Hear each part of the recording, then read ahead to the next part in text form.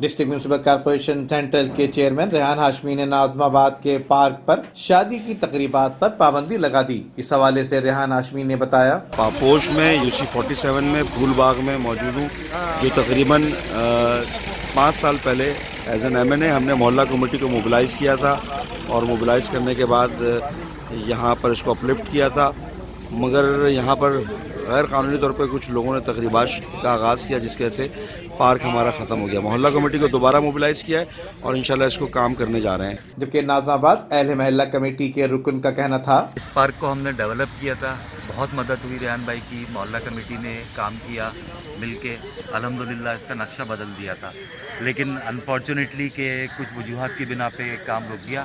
اب دوبارہ پھر ریحان بھائی سے کوارڈینیشن ہوا ہے، ریحان بھائی خود موجود ہیں اور محلہ کمیٹی اور محلے والے سب شامل ہیں، انشاءاللہ اس کو پھر ہم ڈیولپ کریں گے۔ شہر کراچی میں کھیل کود کے میدان ویران اور اسپتال آباد ہونے جا رہے ہیں، ان کو روکنے کے لیے منتخب نمائندوں کو اپنا کردار ادا کرنا ہوگا۔ Nadeem Siddiqui, M7 news, Karachi.